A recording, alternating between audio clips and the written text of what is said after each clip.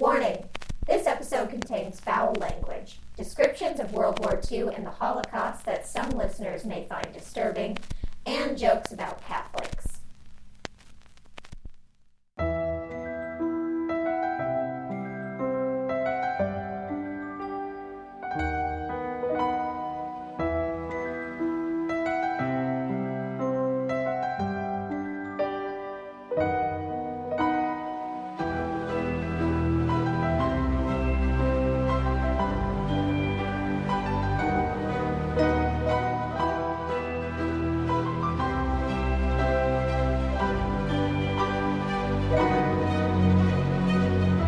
Hi, weirdos. You are listening to Keep It Weird, the podcast for all things strange, heroic, badass, revolutionary, mysterious, criminal, and everything in between. Each week, we sit down with each other or a very special guest, and we talk about something weird. And this week, we are jumping back into one of our very favorite topics on this podcast, which is all things women. We are talking about some of the most infamous and some of the most under-the-radar women throughout history who have done some absolute batshit things, whether against the law, very heroic, world-changing, bloody, mischievous, whatever it may be. We are covering some very cool and very badass ladies who deserve your attention. We're bringing their stories to you, so sit back and get ready for one of our most special guests today to help us, who confirms even more that women are incredible beings. And as our dearest Shania Twain once said, let's go, girls. My name is Lauren, and this is my co-host, Ashley. Hi, weirdos.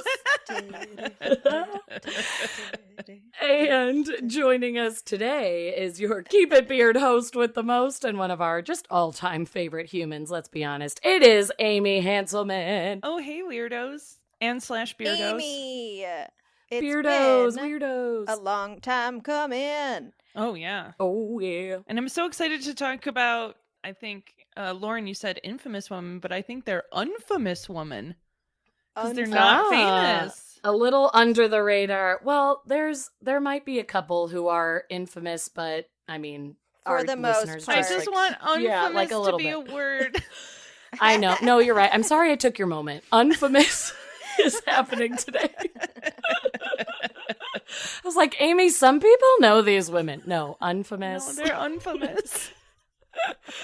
We're calling this episode Unfamous Ladies in honor of Amy. It's happening Thank just you. for you.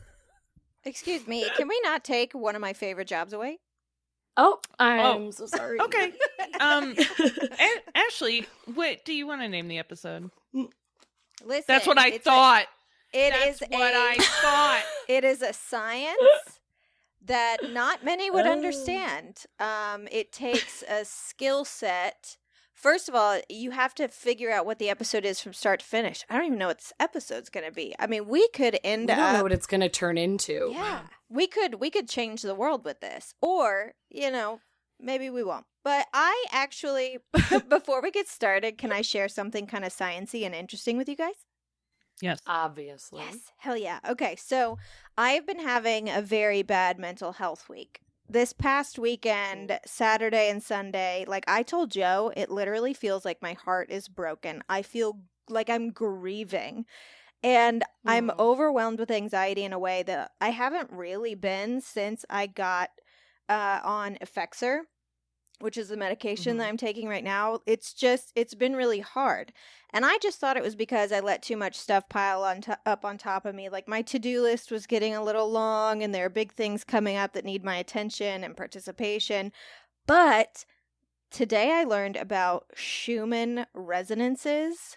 Do you know what this is? Mm. No, what's that? No. Okay. They are a set of spectrum peaks in the low-frequency portion of the Earth's electromagnetic field. Basically, when lightning strikes on Earth, the discharge looms in the atmosphere and creates a frequency that a lot of people call the Earth's heartbeat. It's generally at the same hertz. The range is an average of about 7 to 9 hertz. And it'll have like 0.5 variations throughout the day. Like it might go up 0.5, down 0.5, up to 9, down to 7, but that's it. But the past week, the Earth has been averaging about 20 hertz. Now, Whoa. I don't know why that is. I don't even know if like professionals know why it's been averaging at 20 hertz, but the frequencies mess with our brains. The resonance is absorbed by brain systems and can alter the serotonin and melatonin balance in our bodies, meaning your sleep might be weird, you might have really low dips in serotonin, it can even affect your heart's beats per minute, and it can cause muscle aches and headaches. Oh my gosh. This makes so much sense. Mm-hmm. I was just about to say this is everything to Have me. you in been this feeling moment weird? Yes. Well, first of all, I haven't been sleeping very well, which like isn't that weird for me. I feel like I'm always telling you, Ashley. I'm Right, like, I you're just an don't sleep insomniac. ever. But also this weekend, like it was my friend's wedding and it was such a good weekend and so filled with love that I should have had like this love hangover of just like everything's great. But when I got home yesterday, I just got home and I cried. I put Wilder in his room for a nap and I just started bawling and just felt like I just felt brokenhearted, kind of like you said. Yeah. Like everything felt wrong and I felt lonely, and I even thought of you because you were kind of expressing those feelings the day before, and I just said, I guess maybe I'm just like taking on Ashley's pain. I don't know what this is, but man, that makes sense. Yeah, it literally could be lightning. Oh, Amy, are you feeling weird? I definitely this weekend, I remember on Saturday, I was just like feeling like a grump, but for like no reason. Yeah. And I went to a dinner party at my friend's house and I had a wonderful time, but I was like slow moving.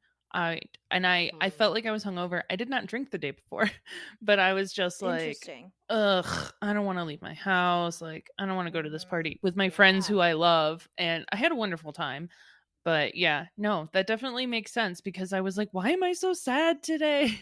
Yeah. Right. When you can't pinpoint it, you're just like, isn't everything okay? What's going on? Yeah, and I still think like I'm definitely a little stressed out right now because of all the stuff that's going on, but I didn't feel like I was so stressed that I should experience that kind of anxiety. Yeah. Usually it takes quite a bit of stuff that ends up with me in bed for like 6 hours because I'm just completely immobile. But yeah, that happened this weekend, and I was really like, I kept apologizing to Joe. I was like, I'm so sorry, like, because this hasn't happened in like over a year, probably 2. Right. And he was like, don't apologize. Why are you apologizing? I was like, because it's like out of nowhere. Like Friday was great, and then Saturday and Sunday I was useless. So anyways, that's my new thing. Schulman, what did I say? Okay. What's it called? Schulman. Schulman frequencies? Schumann resonances. Schumann. I knew there was a shoe in resonances. there. I was like the Schulman frequencies. Schulman frequencies. The Mothman prophecies. In a couple ways. I don't know. Oh, okay. Schulman resonances. Why are we here? We're here to talk about the ladies, the gals. Ladies. I've heard of them. I've heard of them. I know a few. And some people might be listening going like, what's weird about that? Nothing. But what is weird about it is that we haven't heard about these women. And they're all kind of important or like big stories. So the weird part comes into play when it's like, why wasn't I taught about this woman or these women? So I'm going to start us off today, and somehow I always end up in World War II on these Amazing Ladies episodes. You do. I'm not mad about it.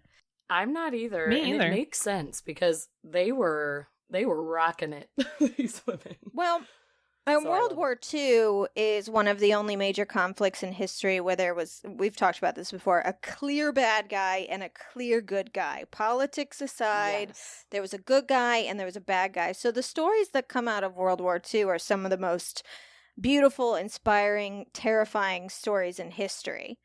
And today I'm going to be telling you about 3 women from World War II history that you have to know about.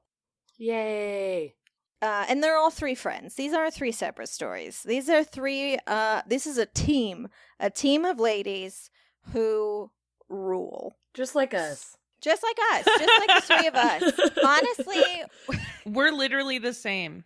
Yeah, we may be We're doing the same. We're amount of doing work. the same kind of work. I just want everyone to be clear. Changing on the that. world. Okay, thank you. Mm-hmm. Yep. So I'm going to tell you about Freddie and Truus Oversteegen. They were 2 years apart. Truus was 2 years older than Freddie, and they grew up in the city of Haarlem with a single working-class mother who was a badass herself. Are you taking notes? Badass women breed and raise badass women. Their mother considered herself to be a communist, but really she was just anti-fascist. But, you know, at the time, that made you a communist, I guess. And she taught her daughters the importance of fighting injustice. She even started taking in Jewish refugees into her home in 1939 when Europe was on the brink of war, which we all know was an incredibly, incredibly dangerous thing to do. Freddie and Truus later said in life that they learned from their mother and this experience that in order to help somebody, you have to make sacrifices for yourself. They had incredibly high morals, and they were prepared to fucking fight Nazis. Okay? So, in May of 1940, Nazis invaded the Netherlands, and they occupied that area until the end of the war. And the girls joined their mother in distributing anti-Nazi newspapers and pamphlets for the resistance. Again, crazy dangerous. They would glue warnings across German posters in the streets that were advertising for men to come work in Germany, basically saying, like, don't do it, you're signing up to be killed or to become a monster. And if the Nazis or the Dutch police caught these girls, they more than likely would have killed them. Like, no trial, no imprisonment, death. Oh, yeah. But these girls were very young, and they looked even younger. So most officials didn't look twice when they rode their little bikes around town. And this is probably the main reason. In 1941, a commander with the Haarlem resistance group came to their house and asked their mother if he could recruit Freddie and Truus.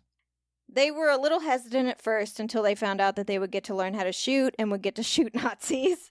And then they were like, okay.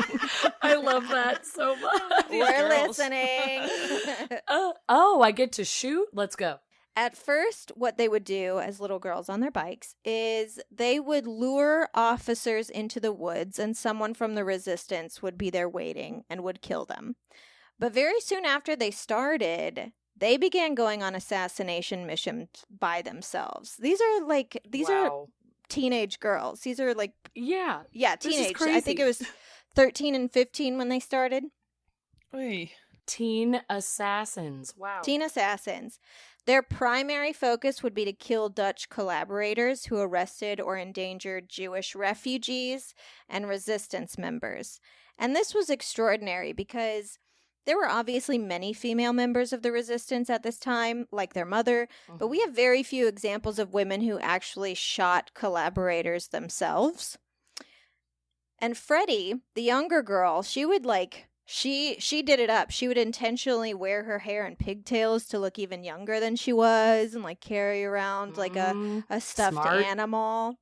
And she was actually really great at following a target or keeping a lookout during missions because she was so incredibly unsuspecting. Like, give the girl a lollipop. She looked like a child out on her bike because that's what she was. She just also happened to have a hidden gun that she shot Nazis with. Yeah, no big. It's pretty normal. Obviously, luring them into the woods and killing them is the most famous way that they murdered these scum because the implication there is also that these fuckers were pedophiles on top of being eugenicists, but they would kill them all sorts of ways. They would follow them to their house at night, occasionally ambush them in broad daylight and shoot them dead.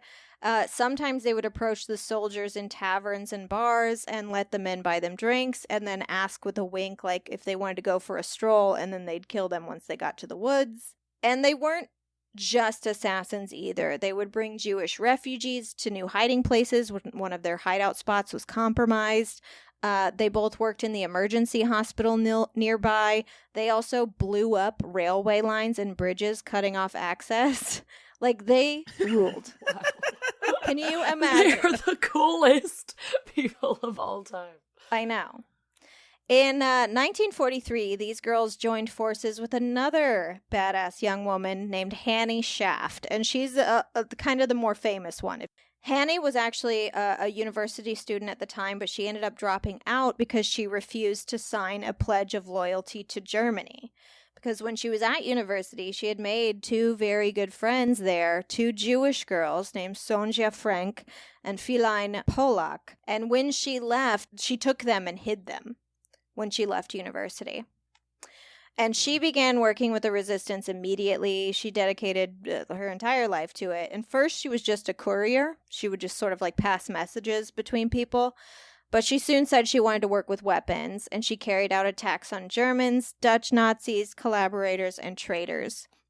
And she was a pretty big assassin. She had learned to speak German fluently and became involved with German soldiers in several different capacities. She was almost caught during a pretty famous assassination, and she was placed on what was essentially the Nazis' most wanted list, known only as the girl with the red hair, because they didn't know who this girl was. Well, the good thing they had dye back then. They did, and that's what she did. She Okay, actually, good. at one point, they got real close to her. I don't know exactly how, but at one point, her parents were kidnapped and sent to a concentration camp, which sent her into hiding for a while. She didn't work for the resistance until her parents finally ended up coming home. They were released.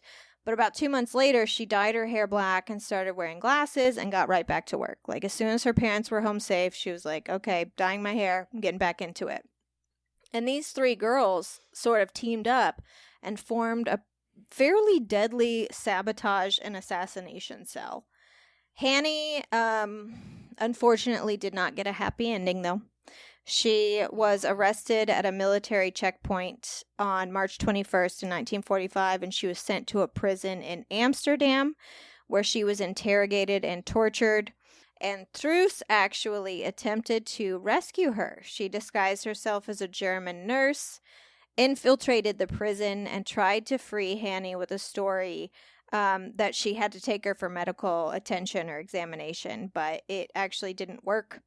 And what happened was, after weeks in prison, Hannie's hair had grown out, and she was identified by her red roots by a former German colleague. I say colleague, but like it was one of the German people that she had kind of infiltrated and worked with. And she was executed. She was executed by Dutch Nazi officials only 3 weeks before the war ended in Europe, which is very sad. But you'll like this. According to legend, after one of her executioners shot her, she told them, "I shoot better." Oh, yes. Yes, she did. Oh, Dude, I hope she fucking haunted that dude for the rest of his Seriously. stupid life. seriously. I want a poster of her on my wall saying that. I shoot better. A little Yeah. quote underneath. In German, she said, "I shoot better," and then the other executioner delivered the final shot to her head. What a bad bitch. Seriously. The girls amazing. never, ever in their entire life revealed how many Nazis and Dutch collaborators they assassinated. Anytime they were asked about it, Freddie would tell people, "Me and my sisters were soldiers," and soldiers don't say, which is fair. Wow. No Yeah. one makes Yeah. soldiers tell them how many people they killed. Well, Right? that's the thing is people will ask. They'll be like, how many people have you killed? And everybody else goes, oh my God, Luke, shut the fuck God, up. Luke, That's a what are you weird thinking?" question. It's so fucking rude. Doing? And before you start to think, oh, these girls were cold-blooded killers, no, actually, after the war, they had to deal with some pretty extreme PTSD, as did most of Europe and the world, honestly. No one got out of Mhm. World War II unscathed. But Freddie and Truus had to deal with the trauma of killing people, watching people be killed, and losing their best friend. Mhm. Yeah. After the war, when they got to, sort of live a life, Truus was an artist. She created sculptures and paintings, a lot of them depicting her experiences during the war. She married in 1945. She had 4 children. The oldest was named Hannie, after their lost friend, which I thought is very Oh. sweet. Oh, it just like grabbed my heart. That really melted me. That's sweet. She also published a book, a pretty famous book called Not Then, Not Now, Not Ever, about her experiences in 1982. That's when the book came out. Freddie also got married and had kids. She also had persistent insomnia her entire life, and both of them spoke pretty openly about their experiences as part of the resistance, but they were very honest about it. Truus said in an interview once, "We actually did not feel it suited us. It never suits anybody unless they are real criminals." Freddie said that she remembered multiple times seeing a person that she had shot fall to the ground and having an impulse to want to help them. So it's not that they were like, hell yeah, this rules, kill the bad guys. They did it because they had to, not because they enjoyed it. Which honestly makes them even bigger heroes in my book. Absolutely. For sure. They stepped up. They saw the need and stepped up. Yeah, what do we have to do? Okay, we'll do it. Right. Freddie also served as a board member on the National Hannie Schaft Foundation, which was established by the sisters. And both these women died at age 92. Truus died in 2016 and Freddie died in 2018, just one day before her 93rd birthday. Oh. One final cool thing, they did live to receive national recognition for their service to their country in 2014. But all their life, all the way up to that point, they were regarded as simply communists in the Netherlands. And finally, in 2014, they were both awarded with a Mobilization War Cross, which was essentially a Medal of Honor, which is awarded to military personnel who served between April 6, 1939 and May 20th, 1940. But a few exceptions were made to non-military personnel, and these two women were two of the exceptions. And Hannie Schaft was one of only 95 people to receive the Dutch Cross of Resistance, and General Eisenhower himself awarded her a decoration, which was probably the Medal of Freedom, but no one is sure. Obviously, this is all posthumously, but there's also a day in November, the last Sunday of every November, which is a day of remembrance for Hannie Schaft's life and work. So the women were finally honored after all that time. Yeah. After all those years. I'm glad they're finally being recognized because, wow, that's incredible. And I'm glad that they had a cool life afterwards. Yeah, besides agreed. the insomnia. I just feel like we have how many Spider-Man movies? We can't have too many. One movie about these three teenage girls who fucking killed Why has Nazis. there not been a movie? Are you kidding me? You can fucking put Tom Holland in it. Put him in it. We don't care. Yeah. If that's why He's we're nice. making Spider-Man movies, let's get Tom Holland in it. If you're just looking for new shit for Tom Holland to do, put him in a fucking Nazi movie. Yeah. Seriously. Anti-Nazi movie. Thank you. Anti-Nazi movie. To go along throw with that in in case throw anybody that in. didn't know where we pro-Nazi movie. People were about to question us. Yes, anti. Throw it in. Don't question me. Don't question where I stand on Nazis. Honestly, this would be such a good movie. I'd watch I the don't shit out of understand it. It's like, the drama, the action. Yeah, I mean they did this work through the entire war. They were doing it with their mother before Germany even occupied the Netherlands, and they continued to do this work until the war ended, and they lost so many people and they lost so many friends, but they were going they through did it. what they had to do.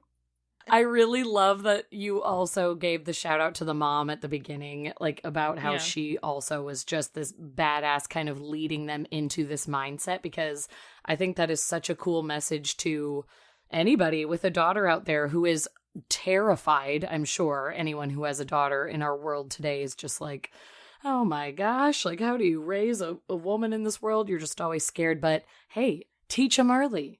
Teach them that self-defense. Teach them how to stand up for themselves. And you guys can be badass women together. You can be a team. Yeah. Teach them how to vote, how, like, ways that they can change the world. And just, I mean, whatever you do, there's ways to be you know, an amazing woman raising another amazing badass woman, like we were saying before. And I love hearing that stories like this happened back then. And I think the message still is needed now, because I have so many friends who have had baby girls and just said, I am so scared to raise a girl in this world. And it's like, hey, you guys fight together.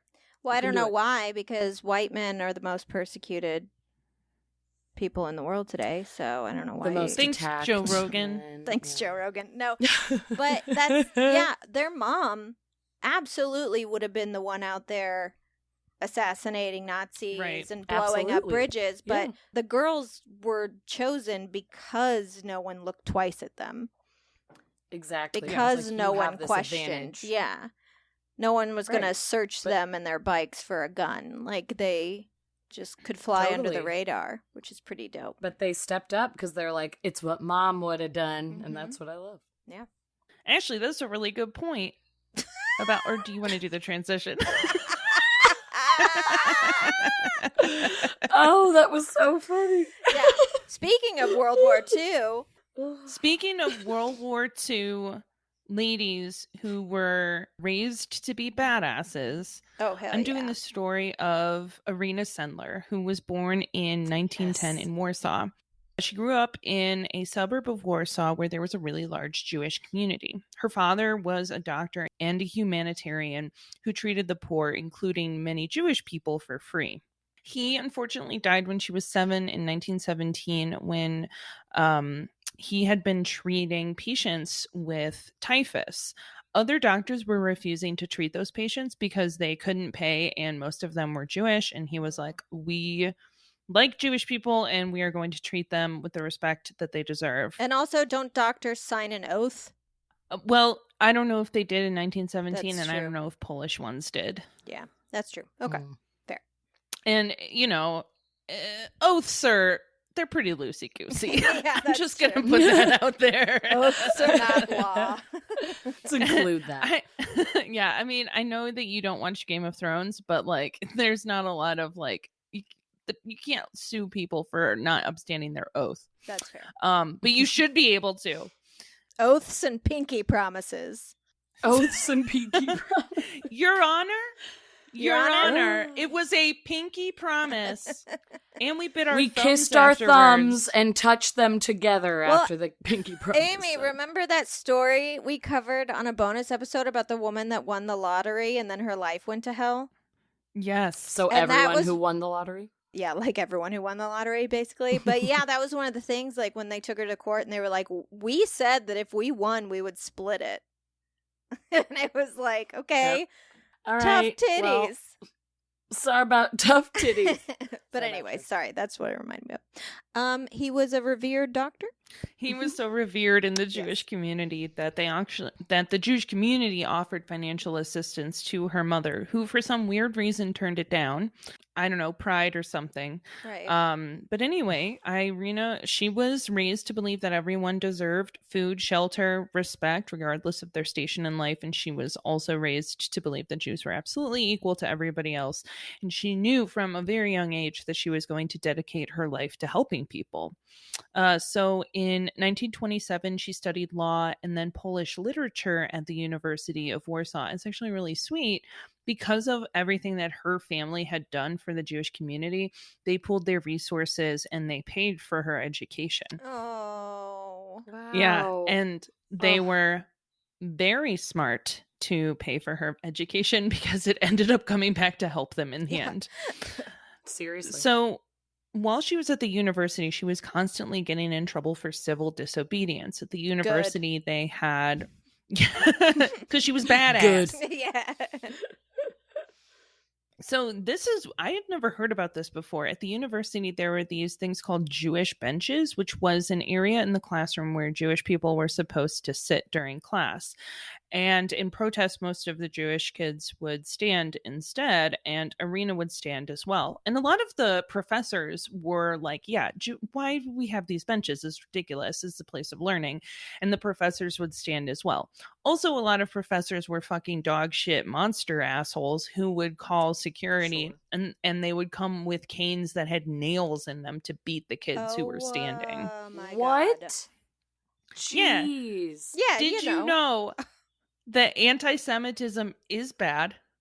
And also, What? and this was pre-war too. Yeah, this was isn't even like this was like the cane late with 20s. a nail in it just really sorry, I just felt like I could feel the nail going into my skin. Well, That and just I really mean, hit. you Okay. can really see a lot of parallels in how we treated Black people in this country when segregation was still a thing. Right. Yeah. When they were allowed to attend white schools, but they had to abide by XYZ, and probably got beat with fucking canes with nails in them because, I don't know, people Yeah. are fucking monsters. It's Yeah. insane. I know. I mean, it's not the monstrosity of people that is surprising me. I don't know why a cane with a nail just For really... students, Oh, to beat God. students who just want to For stand students. during Yes, class. students. Jeez. Yeah, but that's That's that's wild. what they do. That's who they come for. It's the Yeah. educated people. So even though Mm. Irena was Catholic, she thought that the way that the Jewish people were being treated was fucking bullshit, because it was. And Yeah. so, like I said, she was getting in trouble all the time. But she wasn't just taking classes at the University of Warsaw, or what I'm going to label the bad university. That's the university that she was enrolled in. She was also taking classes at the Free Polish University, which is what I will label the good university. Okay. And the Free Polish University was super leftist. As far as I saw, they did not have the Jewish benches, and a lot of the professors were members of the Communist Party of Poland. And she had a lot of respect from those professors because her father had been a highly respected member himself before he died. So a lot of the timelines are kind of messed up because World War II and all Right. of everything burned. Sure. But also because she went to 2 universities and it was weird. So she started school in 1927. In 1931, she married her husband, Mieczysław Sendler. He does not super factor into her early life at all.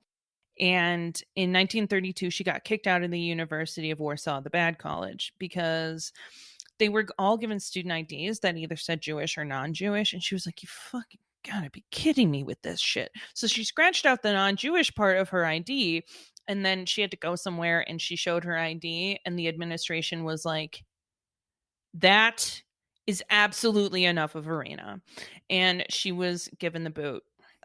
I mean, good for her. That was actually something that Hannie was experiencing too. One of the things that she was doing before she left the university is she would basically make fake IDs.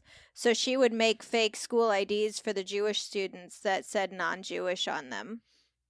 Nice. I like that. Yeah, which I thought was pretty Did she dope. get kicked out? Did they find out? No, she ended up leaving because they were all forced to sign these Their allegiance to the German their Nazi allegiance to flag. Yeah, exactly. And she was like, absolutely not. So she took her 2 best Jewish friends and got the hell out of there. This is going to be a similar thing, except for the fact is, Irena during World War II was like a whole ass adult. She was 29 when the war broke out. Yeah.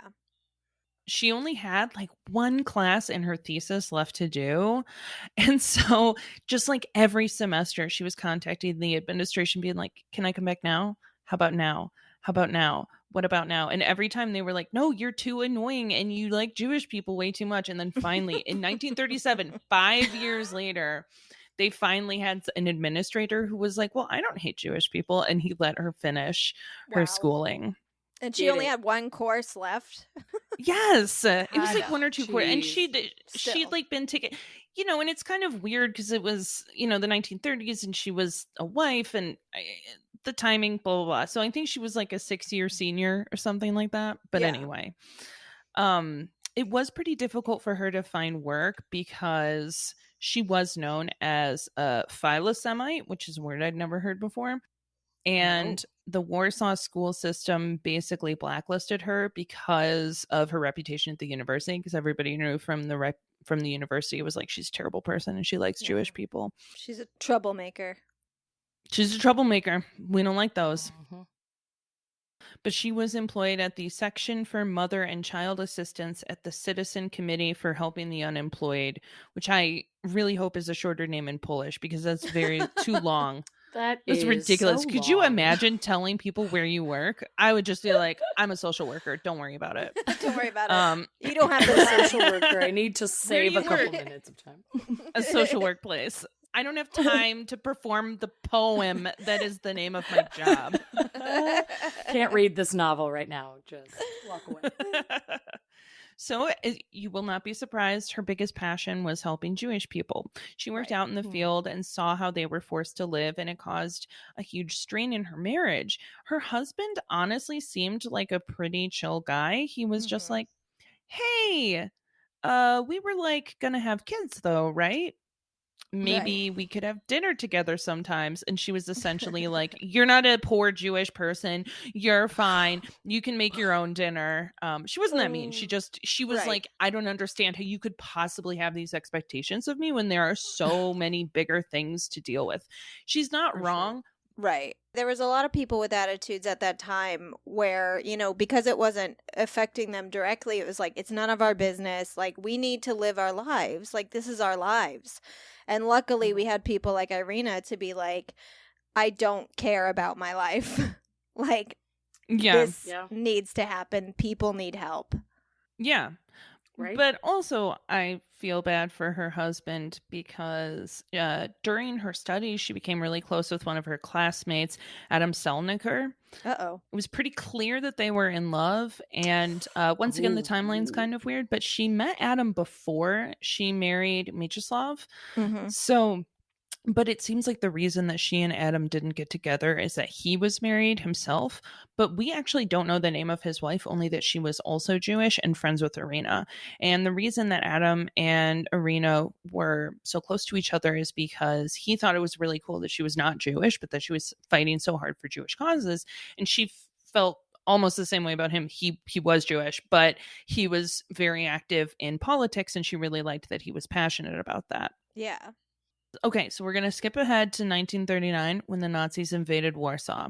The whole city was in chaos for like normal reasons. This is the day of the invasion. On the day that the Nazis came in, I would think it was September 1st, Irena went into work because as somebody who worked in the welfare department, she was like, oh, I'm going to be pretty busy today. And essentially her first day was finding out that almost all of her Jewish friends had been taken away. And she also found out that Adam's wife went missing. Sendler had been friends with Adam's wife. That's kind of all we know about her wife. Yeah. His wife.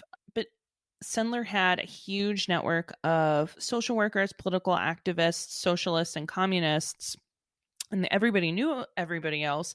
So they were all trying to find information on everybody who went missing. And she was especially trying to find Adam's wife. As far as I could find, I don't think they were ever able to find her. She was Jewish. Yeah. And the Sendler family never released Adam's wife's name. I think they were kind of like embarrassed because it's pretty clear that she was having an affair with her friend's husband. Right. Or maybe she's fine. Maybe she's just chilling in Holland. Probably not at this point. Yeah. But maybe she was chilling in Holland until, like, I don't know, 2014. So after a month, the Nazis took over Warsaw and ordered that all the Jewish people be fired from the staff at the welfare department. Essentially, their goal was to starve out all the Jews. It became illegal for any workplace to hire Jewish people, and all Jewish-owned businesses were taken over by the Nazis. So then Irena's network that she had created formed basically a cell that was making false medical documents that were needed by poor families to get aid. And she, without the cell's knowledge, was also giving those documents to Jewish people, which is incredibly dangerous. Yeah, super, super dangerous. So during this time, about 400,000 Jews were pushed into a portion of the city called the Warsaw Ghetto, and the Nazis ended up sealing it about a year after they started creating the ghetto in November of 1940. So Sendler was still able to get special permits because of her job to enter the ghetto. And she would also pretend that she was a nurse, and she would go there and be like, oh yeah, I got to check for signs of typhus, because the Germans were like, we don't want typhus. And we feel like Jewish people probably have it all the time. And she'd be like, oh yeah, I could go make sure they don't have that. And then she'd bring them clothing and food and medical supplies. Yes. For normal moral reasons, but also she was friends with so many Jewish people, and she had been doing this outreach in the Jewish community for years. Also, Adam ended up living there. Oh, So Okay. a big thing that she did was they realized that the ghetto was a holding cell for Jewish people before they were going to start taking them to Right. camps or just killing them. they put 2 and 2 together. Yeah. So a big part of Irena's job was knocking on doors and being like, hey, do you have any kids? Can I have them? And so a lot of the Jewish people trusted her, and they were like, you know what? I think you're right. I think I do need to give up my children. A lot of them were not cool with it for normal adult You don't want to be parent separated reasons. Yes, from of your course. kids. Yeah. Yeah, No. but she was just like, look, the most important thing is that your kids are safe, and they're not going to be safe here. And she was fucking right. Mm. So with the help of the Zagora, which it was an underground group of people that were focused on helping the Jews of Poland, she forged documents for these children and then would smuggle them out of the ghetto. Because she knew so many people who were passionate about the cause, most of the children were housed within her network around Warsaw or at various Catholic convents and orphanages. Pretty much everyone in Poland was Catholic, and luckily the church was actually willing to help out. Even though I'm not a huge fan. No, wait, let's make that clear. Yeah, so they had like forged paperwork that didn't say they were Jewish, that would say like they were Polish Catholic or whatever. Yeah, like a lot of the paperwork said that they were Catholic, and then they would, be smuggled to Irena's friend Gary, family and then it would be like, this is my daughter, Right. And it would be Yeah. fake paperwork to say this is my daughter that you've Wow. never Okay. noticed because you're German and you don't even fucking live here. You How haven't would you fucking know? been here. Yeah, you Right, just right, got right. here. You haven't even You don't fucking know. been here. You don't know. I'm don't even go Gary, here. and you don't know me. Doesn't even go here. So Gary. why did I pick the silliest I name? know. Okay. I can't stop laughing about it. Gary. Damn it.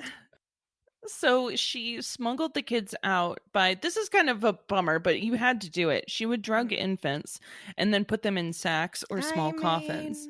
That's fine. I mean, she had Well, to. it was and for the wasn't greater great. good. It is for Yeah. the greater good. But also, Listen, she saved them. yeah, the it's kids not were like I fine. said. Yeah, they still lived. They're I mean, it's okay. just like Benadryl a little bit, maybe. I'm Sure. assuming it was, worse Yeah, than Listen. Benadryl, but It's like I know. I was just trying to make the parents out there when I feel was okay about it. driving across the country and I went to my vet and I said, I'd really like to drug my cats. Is that bad? And my vet said to me, wouldn't you like to be drugged and just wake up at the end of this 30-hour drive? And I went, Yes. oh, yes, I would. Actually, now Yes, that you mention it. indeed. And she was like, okay, drug your Yep, fucking yep, cats. yep, can you prescribe me how many cats I'll I have am? what I think she's I have having. 8 cats. I'll have 8 what cats worth of she's drugs. having. Let me get the cat cocktail, please. Thank you. I know it's a little bit different. No, it's fine. We're all fine here. We're all fine. Not that I'm comparing my Not cats that to I'm children comparing. who were stuck the in a Holocaust. ghetto in Warsaw in 1943. Or nor that we compared our. ourselves, the three of us, to 3 Nazi murdering Listen, I didn't say we did the Heroes. same work. Just that we're- 3 women who are, I mean, not bad, right? You know? No, we're not okay. bad. Yeah, We're all right. heroes. Yeah. Heroes. And we're also unfamous. Unfamous. Oh, Amy, you know what's You're great? welcome. You know what's great about your word is we are unfamous, and that's what's really important. But the second this podcast blows up, we can't use that word anymore. No, we sure can't. Oh, Yeah. 6 years, it's gonna happen, goddammit. 6.5 years is the sweet spot for every podcast, okay? a Mark blur. Maron said that. You Yeah. will see us. You'll see us down the road. Okay, let's get serious. So, let's get serious. Oh my God. Okay. Drugging So, babies. She drugged the babies and put them in sacks and coffins. She hid kids under stretchers in ambulances and moved them through underground sewer passages, Okay. which was probably a huge bummer. Yeah, well. But all of this is a bummer. So it's like, what's a sewer passage I when know. you're being taken away from your parents? At this point. And one of the things that she had promised all of the parents is that she would keep detailed information on their children's whereabouts so that they would be able to find them after the war. And I do have to say, everybody in Europe did think the war was going to last a lot. It was going to be a lot shorter than it was. Yeah. They thought it was going to be like a year or two. They didn't realize it was going to be a fucking 7-year slog. So after about 3 years of doing this work, in October of 1943, Irena was at her mother's home where she lived with her friend Janina Grabowska. Janina had dinner with them the night before, and she and Irena had been chatting, and then she missed curfew. So she spent the night because you're not allowed to leave after curfew. Right. On October 18th at 5 a.m., Irena's mother heard the boots in the hallway and yelled for Irena to wake up, which thank God that she did. Because they had that extra bit of time, they kind of went through the apartment to try and hide everything that they could that the Nazis might use against them. And Irena had a detailed master list of where all of the children were. God. It was in code, but still the Nazis would have known what it was. Yeah. So she just threw it to Janina, and she hid the pages in her boobs, and she was wearing loose clothing. So the Nazis, they came in, they ransacked the apartment, which, in the luckiest luck of all luck, Irena had a bag full of illegal cash and forged documents that they threw into the center of the room and then piled with a bunch of other books and stuff while they were ransacking the place. I know. And she was like, oh, thank Christ.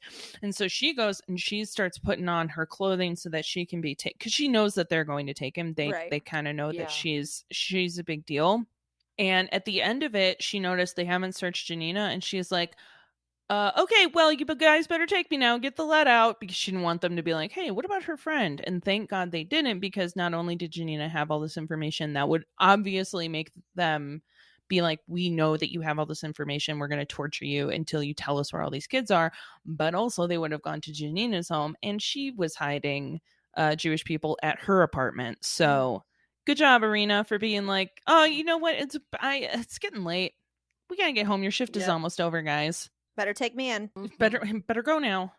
The Nazis had no idea that they had arrested the kingpin of her operation. They just thought that they had found a social worker who was helping Jewish people. Right. And she knew where so many Jewish people were hiding, including Adam. And she was terrified that she was going to crack when they tortured her for information. She absolutely knew that she was going to be... She'd already heard stories. Right. She spent a month in the Pauiak prison, being beaten and interrogated, but she never gave up information. Now, nobody came out of Pauiak. It's where you go to die. Yeah. So after being in the prison for about a month, she was taken to another location and was set to be executed by a firing squad. She was taken to another location and was set to be executed by a firing squad. The guards who were escorting her to her death were bribed, and she was released on the way to the execution. No fucking one of her coworkers. Yes, one of her coworkers from the welfare department had gotten money from, the Zgoda. They were the people who were helping all the Jews in Poland, from the Zgoda chief. And then she, this woman who was her coworker, had her daughter sneak in and give the guards the bribe. It's just people helping people. It literally, that's all half of this shit was. Mm-hmm. Man. So then, after she gets out, the mayor of Warsaw asked the German authorities, he was like, hey, Irena's pretty cool. Can we bring Irena back to the welfare department with back pay? And the Germans granted this request, which I have no idea why. And Irena was like, thanks, but actually no thank you. And she changed her name to Klara Dabrowska and worked as a nurse. Why would you be like, hey, Germans, do you want to know where this woman that you tried to murder is? They absolutely would have killed her again. Some people are too dumb. Some people are too dumb to live. After the war, Irena found her list and worked through it with the help of a bunch of people at organizations that she had been working with to find the parents of the children that she had hidden. And unfortunately, she had been right. 90% of the families of the children that she had smuggled out had been killed or gone missing during the war. So sad. Sweet babies. Well, the kids were okay, most of I was them. going to say, yeah, how many fucking kids did she end up saving? Probably. I know. I mean, she Probably really a lot. did, but I just think of like the things you would have to see. I mean, but all of these people, the things they had to see. So horrible, but Well, I mean, a couple of nice things. Her husband did survive being in a prisoner of war camp. He got taken in 1938 and was in a prisoner of war camp until the end of the war, which is awesome because then they immediately divorced in 1947. So that was Wow. fun for him. there you go. Yeah. Yep. Really good moment. And Adam made it out of the war too. That was my and next question. It was like, there's Yes. Adam. Adam changed his name to Stefan Zgrib. He changed his name to Stefan. Let's just Yep. say Stefan. You know what? And- Stefan. It's Stefan from Family Matters. I think of that being like the Urkel Yeah. alter ego. Stefan. Like it is the So- alter ego.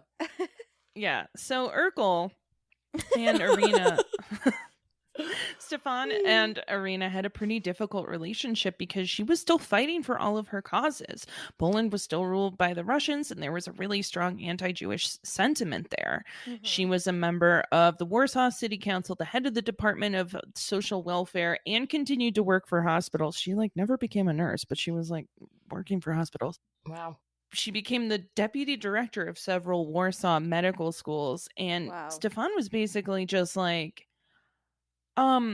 I lived through the war as a Jewish person. I'm done. Can we Yeah, I'm just done." fucking chill on a beach?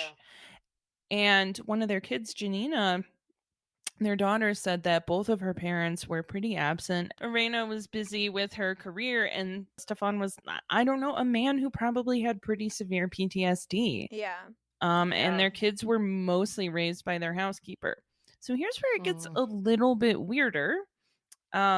So they had married around the late 40s. Wait, okay, so Irena and Stefan. Adam Yes. slash Stefan, they got married? Oh yeah, did I They not got say that? together? You didn't say that, but No, that's exciting. That is exciting. Oh my god. I mean, obviously it's not going well, but Okay, I'm sorry. Yeah. So I wrote I inferred it. I was going to So say we the made the paragraph assumption was because of the her divorce husband and them survived the getting together. POW camp and they divorced Yes. in 1947. The next sentence Yes. that I forgot to say was she married Adam, who changed his name There to it Stefan. is. Okay, so they got married and had 2 kids together. Oh my Oh god! my gosh, So you're they right. started they a whole did damn have a family. Because at Okay. first I was like, back when they were in school, and you were like, they were kind of in love, and but this and that and the other, and I was like, well, maybe they weren't. Maybe they just Maybe they truly were appreciated good each other. friends. But now I see what you're No. talking about. They It had wasn't a thing. just a She- respect for No. intellect, it was love. No, she even said when she'd been taken and she was in the car heading to the prison, she kind of thought about her husband, but they had separated. She and her husband had already been separated They were going through Right. some things. during the war. She was kind of we should just not be together anymore, and he was yeah, and they were Catholic, so they couldn't break up. Right. But she was all she thought about was Adam. She was oh my Aw. god, what if he doesn't find out what Aw. happens to me? Because she knew she was gonna die. Yeah. So okay, She held so out for Adam changed Adam. his name to Stefan, and Stefan. Stefan and Irena get married. Stefan, he stepped out of that Stefan. machine where he changes And over and takes off his Stefan glasses, and we're was really happy for him. Done with activism and wanted to have Yes. some peace in his life, and that's not Understandably who so. Irena was. Right. Yeah. So basically, their children, their parents didn't pay attention to them at all, and they were raised by their Right. housekeeper. Her husband left the family. Adam, her husband, left the family Mm-hmm. in 1957, and then he died a few years later. And then she remarried her first husband, Okay. Oh, and then what they a got divorced twist. 10 years later. Oh. And I'm just you don't have to Ugh. marry everybody. Yeah. You I can was just about to date. say, Irena seems like she doesn't even need a man. The Right. way that she was leading her life, some sort of honey, don't force it. If you want to have a nice time with a gentleman, go right ahead, but stop marrying everybody. Yeah. Live your truth. Yeah. Quit it. Quit I it. even wrote, some people should just be single. Yeah. Yeah. Irena's one And of them. that's real. I am not sure when she retired, but probably I don't think she ever did. Yeah. And she died in 2008 at the age of 98. So, you know, I love take that that, all these women Nazis. lived so Yeah, long. fuck Yes. you, I know. Nazis. Amazing. So Irena was an incredible person, but we have to remember that while she did the most, she could never have done this alone. For each child that she helped, she estimated that about 10 different people assisted in their escape. At the time, the punishment for helping a Jewish person, at the least, started with your family being executed in front of you, beginning with your children. Yeah. With their help, it's estimated that they saved about 2,500 kids during the war. my God. Amazing. That's Yeah. incredible. Wow. And Irena was pretty well known in Poland, but most of the world didn't really know who she was until these 3 girls at this rural Kansas high school found out about her rescues in like 1999. They just read a paper and it was like, this woman did all these things for Poland Jewish people. And they were like, that's crazy. So they did a bunch of research with their teacher and put together this history project, which was a play called Life in a Jar. The play was a huge deal because nobody had ever heard of this woman. And it was performed all over the country, and eventually it made its way to Europe and Poland. This blew up her spot, and in 2003, the Pope John Paul II sent her a letter that was like, thanks for being Catholic, but also a good person. That's rare. Wow.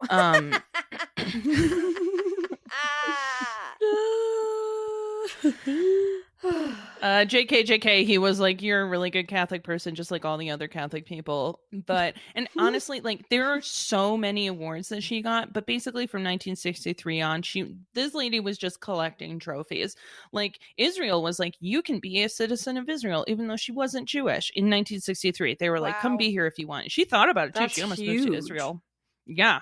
So there is a movie based on Life in a Jar, that play that came out in 2009, and it's called The Courageous Heart of Irena Sendler with Anna Paquin and Marcia Gay Harden. Oh, wow. And Okay. yeah. Those are actual people. Yeah, and I don't know if you know who Goran Vizhnek is, but he played Dr. Luca in ER, and he also was in The American Girl with the Dragon Tattoo. Like, you know who that guy is. Right. He doesn't. This was a Hallmark movie with fucking Marcia Gay Harden in it, and I was reading the reviews. I really want to watch it because it was like I had the worst. Like, going in, I thought it was going to be terrible. I only watched it because Marcia Gay Harden was in it, and it was a fantastic movie. It's the best thing. I can't believe it's Hallmark. Honestly, one of the best Ted Bundy movies I ever watched was I think it was Hallmark. I'm pretty sure Either it was Hallmark. or Lifetime. Yeah, it was a Hallmark or Lifetime movie, and it was like the best one I had seen. And I was like, how? I know exactly what you mean. Yeah. Because it absolutely is the best one. Yeah, so don't sleep on Hallmark Don't and sleep Lifetime, on 'em. everybody. Okay, but like, you get it. Schindler's List had a lot more of a Schindler's budget. List more eyes have seen Schindler's List. Well, yeah, when you pitched this this person to us when we were doing the episode, you said she's known as the female Schindler, right? Yeah. Yep. Yeah. Even though I think she saved more people. Yeah. I think he saved 2,100. Not like it matters. Not that it Listen, matters. save all the Jewish people that you can. It I doesn't think that's a matter, but rule. also let's think about that and It let's doesn't remember matter, it. but And also- everybody take it with them. Fun Yeah. fact. Isn't it That was great. weird that we haven't heard of her? Isn't it weird? Yeah. Yep. Good World War II ladies. Yeah, Very good. I like what you said about like just people helping people, because that's I Mhm. mean, World War II was not won by armies alone. It was won No. by No. literally every single person's efforts, whether you were, turning your pantyhose in the United States because soldiers needed supplies, needed them, or you were, doing the incredibly dangerous stuff over in Warsaw and the Netherlands and transporting people. And hiding people and just caring for others. The numbers Yeah. of the Holocaust are, and just people that died in World War II in general, are horrific. And I just can't imagine what they would have been if we didn't have people like these women risking their lives to save people. It was the just helpers who stepped in because there was a need. It's Yeah. like that is Well, the whole theme and- of this episode. It's amazing. Something that I did forget to say is that most of the people who took in kids and most of the people that were helping in the network were women. It was mostly women doing this work. Yeah, Of course. of course. It's not even surprising to me in the slightest. Like, of course it was women. Just caring for people, taking them in, feeding them, hiding, like, doing what they need to do. Like that, I feel like I still see that today. That is women. Yeah, and, that's what's sort of frustrating about history, because look at all of the movies that we have. Look at the Saving Private Ryans, the Band of Brothers, all this stuff about what men did in World War II. And, like, it's not that it wasn't amazing and important, but I don't have a movie about the women that were taking in Jewish children, or the women who were assassinating, or even the cool-ass women spies that fucking went in. We have James Bond and we have fucking Ethan Hunt, but we don't have these real-life female spies who were better spies than any man because they could get to places that men just couldn't get to. Exactly. I just on Saturday was at that dinner party I was telling you guys about, and I was telling them about this episode, and I was like, yeah, last time my friend did Betty Pack, and I told them all about Betty Pack, and all my friends were like, what movie? Like, one of my friends, he walked up to the conversation, he was like, wait, what movie is this you're talking about? And I was like, no, they haven't made a movie about her. Funny enough, but Jennifer that's not Lawrence a movie. wants to do it, and he was like, I'd watch that movie. Oh my gosh. I know. I tell people about that episode all the time. Nobody knows anybody from that episode, which is crazy. I know. That's how it is. Incredible. Women are incredible. But that is all the time we have this week for Keep It Weird. Make sure you tune in next week for even more incredible women that your history teacher didn't teach you about, including one real bad bitch. Thank you guys for listening. Thank you, Amy, for joining us. If you guys want to hear more of Amy, she's our Patreon bonus episode host. She's with me almost every month over at www.patreon.com/keepitweirdpodcast, and our episodes are a total blast. And next month, I think we have a really dark, gross, scary one, so that should be fun to tune into. Oh, boy. Please consider donating to our Patreon if you like our show and want to keep hearing weird stories from us every week. You can also support us by leaving a 5-star review on iTunes or Spotify, or honestly, whatever app you use to listen to your favorite podcasts. Make us look good. You can also follow us on social media at Keep It Weirdcast on Facebook, Instagram, and even Twitter. Amy or Lauren, do you have a sign-off or a song for us today? Don't even pretend that I'm in charge of the sign-off. When we have Amy on the podcast, she is singing a song and she can't deny us. Okay, let's see how it goes. Okay. Sorry. War is bad. War is sad. Hide everybody who's affected by war. You have to get all the little kids out of town. And then you take the Nazis and you drown them in a lake of fire. Because war is very dire.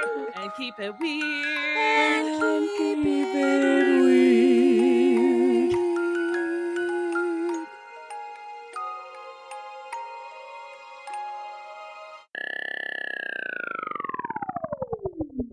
Truus was 2 years older than Freddie.